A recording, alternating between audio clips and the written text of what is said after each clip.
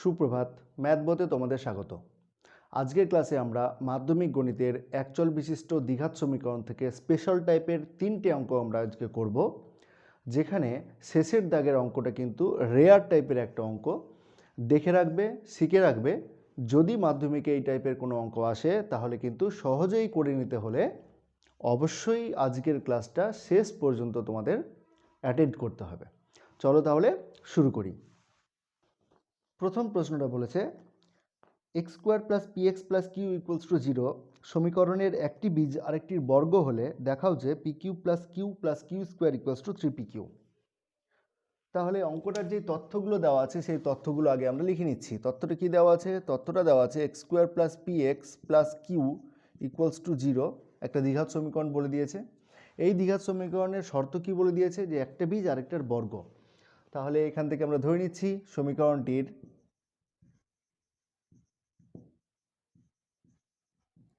দুটি বীজ আলফা ও alpha square, তার লিখে নিচ্ছে এখানে ধরি। ঠিক আছে, যদি তোমাদের লেখাগুলো খুব ছোট মনে হয় তাহলে কিন্তু তোমরা যখন ভিডিওটি দেখবে তখন এটাকে ল্যান্ডস্কেপ মোডে দেখতে পারো, তাহলে কিন্তু ছবিটা আরও স্পষ্ট হয়। তাহলে দেখো, তাহলে কি করলাম? X square plus P x plus Q equals to 0 সমীকরণটির দুটি বীজ ধরলাম আলফা ও আলফা স্কোয়ার। কেন? কারণ হচ্ছে যে একটা বীজ আর একটার বর্গ। তাহলে এবার দেখো, তাহলে এখান থেকে আমরা কি লিখতে পারবো? অতএব আলফা প্লাস আলফা স্কোয়ার মানে বীজদ্বয়ের যোগফল। বীজদ্বয়ের যোগফলের সূত্রটা কী ছিল? বীজদ্বয়ের যোগফলের সূত্রটা ছিল যদি A x square plus B x plus C equals to 0 হয় তাহলে তার যোগফলের সূত্র ছিল মাইনাস বি বাই এ, আর গুণফলের সূত্র ছিল সি বাই এ, যেখানে বিটা কত? বিটা হচ্ছে এক্সের সহগ, এটা হচ্ছে এক্স স্কোয়ারের সহগ। ঠিক একই রকমভাবে সি হচ্ছে এক্স বর্জিত পদ এবং এ হচ্ছে এক্স স্কোয়ারের সহগ। চলো তাহলে আমরা যদি বীজদ্বয়ের যোগফলটা এখানে করি তাহলে কি হবে? মাইনাস পি বাই 1 ইমপ্লাই কি লিখতে পারবো? দেখো, তাহলে আলফা যদি কমন নিই তাহলে পরে থাকবে 1 plus alpha equals to minus P. এটাকে আমরা 1 নম্বর সমীকরণ দিচ্ছি।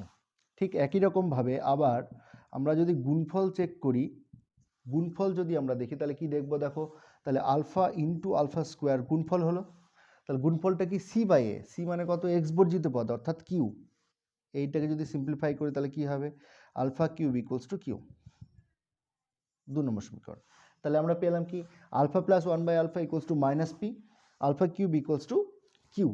এই তথ্যটা কিন্তু আমরা পেয়েছি। এবার 1 এবং 2 নম্বর সমীকরণ থেকে আমরা আলফাটাকে এলিমিনেট করব, অর্থাৎ অপনয়ন করব। তাহলেই কিন্তু আমাদের যেই প্রমাণটা করতে বলেছে সেই প্রমাণে পৌঁছে যাব। চলো দেখে নাও কিভাবে করছি। লিখছি 1 নং সমীকরণে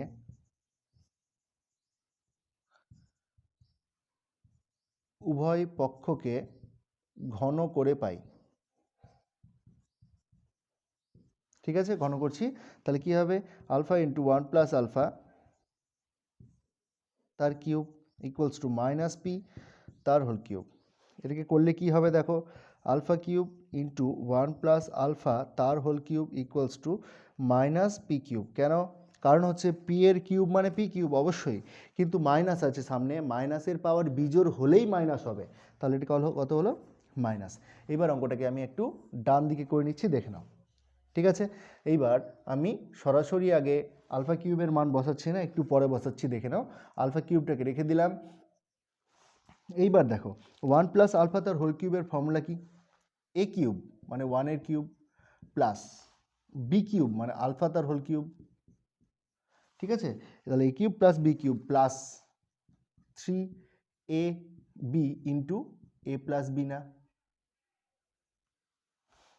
ঠিক আছে, দেখে নাও এটা সূত্রটা কি?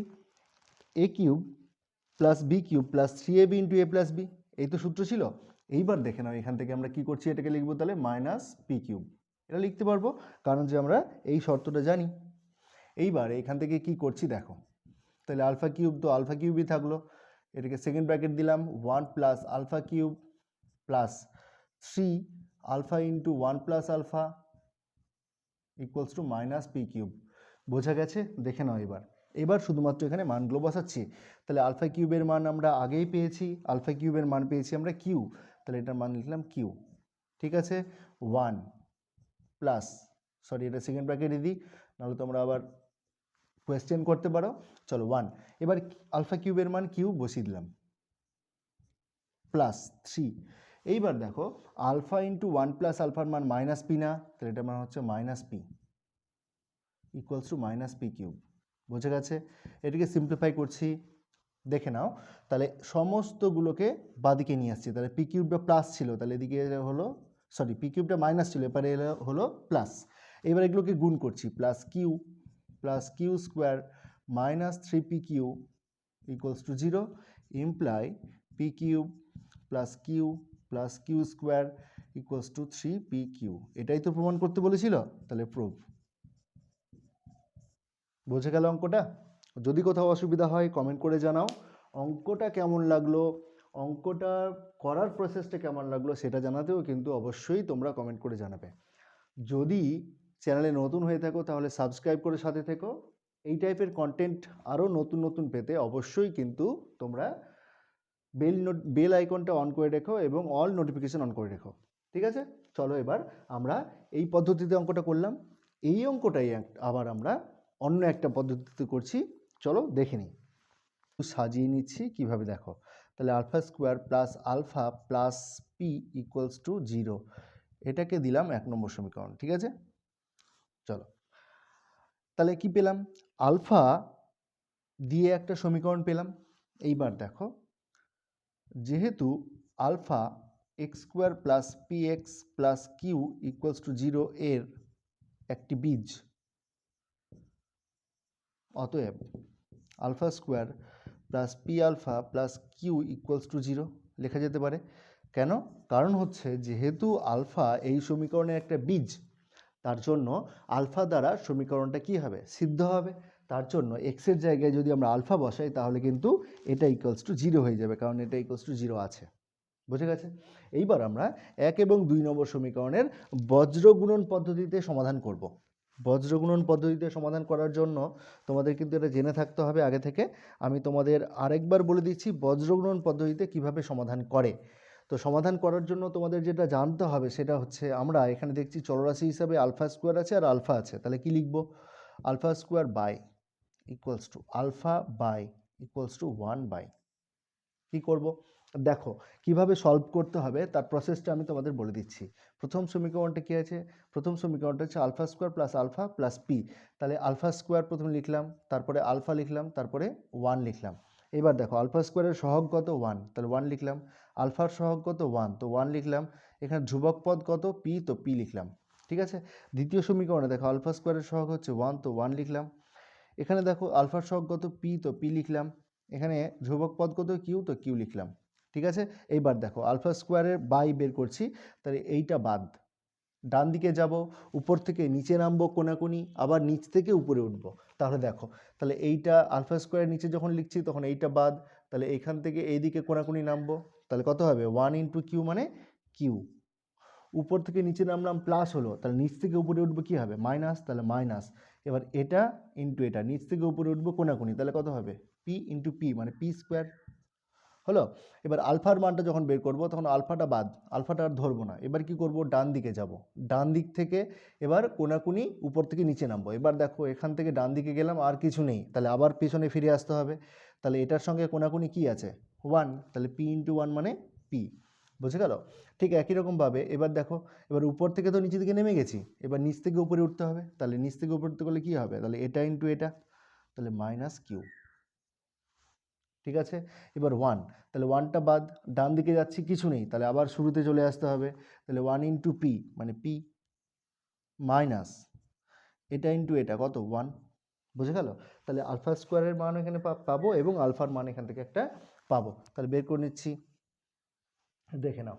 তাহলে অতএব আলফা স্কোয়ার ইকুয়ালস টু, দেখে নাও এখান থেকে, এই যে আলফা স্কোয়ার ইকুয়ালস টু কী হবে, এটা ইকুয়ালস টু যদি এটা করি তাহলে আলফা স্কোয়ারকে এটা কী করেছে ভাগ করেছে, ওপরে গেলে কী হবে গুণ হবে, তাহলে এটা হবে q minus P square by P minus 1। বুঝে গেছে? একই রকমভাবে আলফা সমান কত হবে দেখো, p minus q by P minus 1, p minus q by P minus 1। বুঝে গেছে? চলো এইবার আমরা এই দুটো থেকে আলফাটাকে এলিমিনেট করব, তার পদ্ধতি কি, অতএব আলফা তার whole square equals to alpha square না, লেখা যায় তো? চলো এইবার এখানে শুধু মানগুলো বসাচ্ছি, আলফার মান বসাচ্ছি কত, তাহলে পি মাইনাস কিউ তার whole square by P minus one তার whole square equals to alpha স্কোয়ারের মান কত, Q minus P square by P minus one. বোঝা গেছে? চলো এটাকে একটু সাজিয়ে নিচ্ছি, শুধু দেখো এখানেও পি মাইনাস ওয়ান আছে, এখানেও p minus one whole square আছে, তাহলে কী হবে, একটা ক্যান্সেল হয়ে যাবে না, কোনাকুনি গুণ করছি তাহলে হবে পি মাইনাস কিউ তার হোল স্কোয়ার, এটা আর এটা ক্যান্সেল হলো, তাহলে এটা একটা কেটে যাবে আর এটা পুরোটাই কেটে যাবে, ঠিক আছে? তাহলে পড়ে থাকবে কত, p minus one into q minus P square, এই তো পড়ে থাকবে। চলো এবার এটাকে সলভ করছি, তাহলে লিখে নিচ্ছি কীভাবে, দেখো তাহলে এটা হবে p square minus two p Q plus Q square equals to p q minus P cube minus q plus p square, ঠিক আছে? এবার সবগুলোকে একদিকে নিয়ে আসছি, দেখে নাও কি আছে, দেখো এখানে পি স্কোয়ার প্লাস এখানে পি স্কোয়ার প্লাস কেটে যাবে না, ঠিক আছে? এবার পি কিউবটা মাইনাস আছে, এবারে আসলে কি হবে, প্লাস, তাহলে পি কিউব প্লাস হয়ে গেল।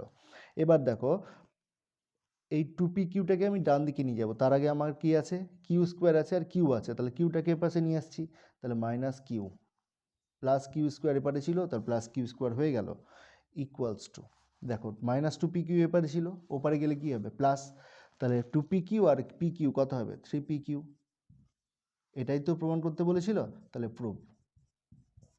দুটো পদ্ধতি করা হলো, যেই পদ্ধতিটা তোমাদের ভালো লাগবে, তোমরা পরীক্ষায় যদি এই অঙ্ক আসে তাহলে সেই পদ্ধতিটাই করবে। কোন পদ্ধতি তোমাদের ভালো লাগলো কমেন্ট করে কিন্তু অবশ্যই জানিও। এবার আমরা দ্বিতীয় অঙ্কটা করে নিচ্ছি।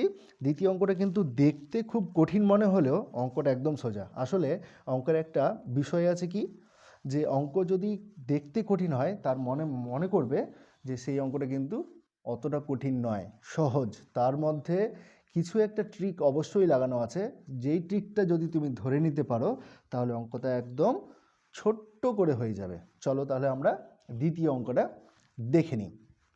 দ্বিতীয় অঙ্কটা বলেছে এ বি সি বাস্তব সংখ্যা এবং 6a plus 3b plus 4c x square plus 11a plus 8b plus 7c x plus 3c plus 5a plus 5b equals to 0 সমীকরণের বীজদ্বয় বাস্তব ও সমান হলে দেখাও যে ac equals to a plus c equals to 2b।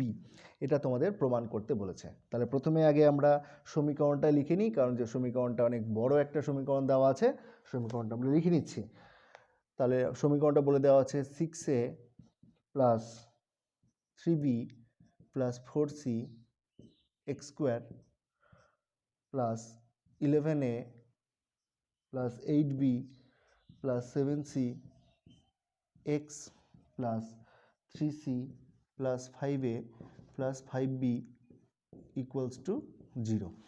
এখানে ABC বাস্তব সংখ্যা বলে দিয়েছে, আর বলেছে যে এই দ্বিঘাত সমীকরণটা, এটা একটা অবশ্যই দ্বিঘাত সমীকরণ, আর এখানে কিন্তু অবশ্যই বলে দেওয়া উচিত ছিল যে এটা নট ইকুয়ালস টু 0। তো এটা একটা দ্বিঘাত সমীকরণ অবশ্যই, তাহলে এরা দ্বিঘাত সমীকরণ হবে আর কি।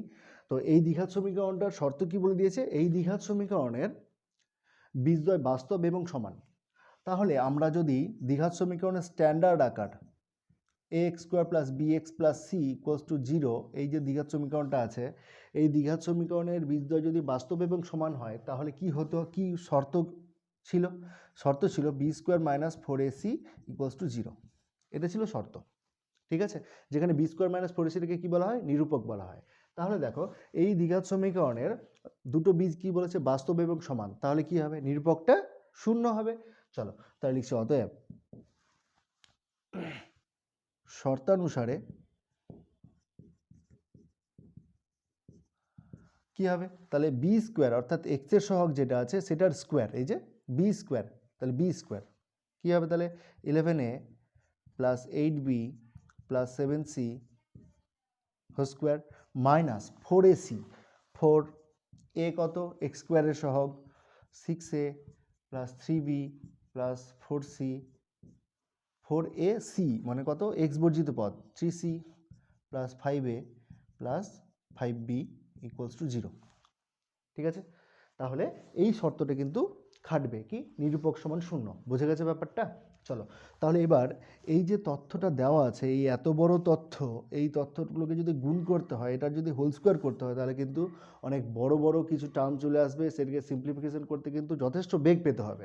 দেখো ট্রিকটা কি আছে, আমরা কিন্তু একটা ট্রিক অ্যাপ্লাই করব, দেখে নাও কিভাবে। দেখো কি আছে, লিখছি 6a plus 3b plus 4c plus 3c plus 5a plus 5b whole square minus 4 6a plus 3b plus 4c into 3c plus 5a plus 5b equals to 0। ঠিক আছে, এই সম্পূর্ণটাকে এইভাবে লেখা গেল কেন, দেখো 11a আছে না, তাহলে 6a আর 5a কত হবে 11a, 3b আর 5b 8b, 4c আর 3c 7c। আমি দেখছি যে এই দুটোর যোগফলই কিন্তু এটা। তাহলে দেখো এবার, তাহলে a প্লাস বি, এটাকে যদি আমি a বলি, এটাকে যদি b বলি, তাহলে a plus b whole square minus 4ab, কিসের সূত্র এটা, a plus b whole square minus 4ab কিসের সূত্র, a মাইনাস বি হোল স্কোয়ারের সূত্র। ইমপ্লাই তাহলে কি হবে 6a plus 3b plus 4c এটা minus 3c plus 5a plus 5b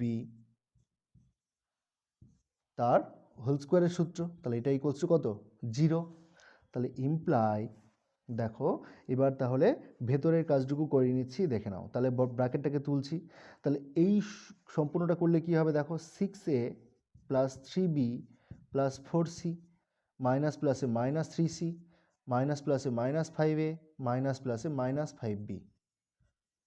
ঠিক আছে, এটার হোল স্কোয়ার ইকুয়ালস টু কত 0। ইমপ্লাই দেখে নাও এটাকে কি করছি, তাহলে এটাকে সেকেন্ড ব্র্যাকেট দিয়ে রাখলাম। দেখো তাহলে 6a থেকে 5a বাদ, তাহলে কত হবে a। এবার দেখো 3b মাইনাস 5b প্লাস মাইনাসে মাইনাস মানে বিয়োগ করতে হবে, বিয়োগ করলে বড়োর চিহ্নটা বসবে, বড়োর চিহ্ন যেহেতু মাইনাস আছে তো মাইনাসটা বসিয়ে দিলাম, 5 থেকে 3 বিয়োগ করলে 2 তাহলে 2b, 4c মাইনাস 3c তাহলে প্লাস c, এটার হোল স্কোয়ার ইকুয়ালস টু 0। বোঝা গেছে? অঙ্কটাকে এইটুকু জায়গার মধ্যে এবার করছি, দেখে নাও।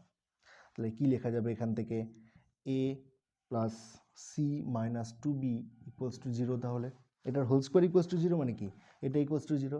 Imply a plus C equals to 2b। Proof, এটাই তো প্রমাণ করতে বলেছিল। বোঝা গেল অঙ্কটা?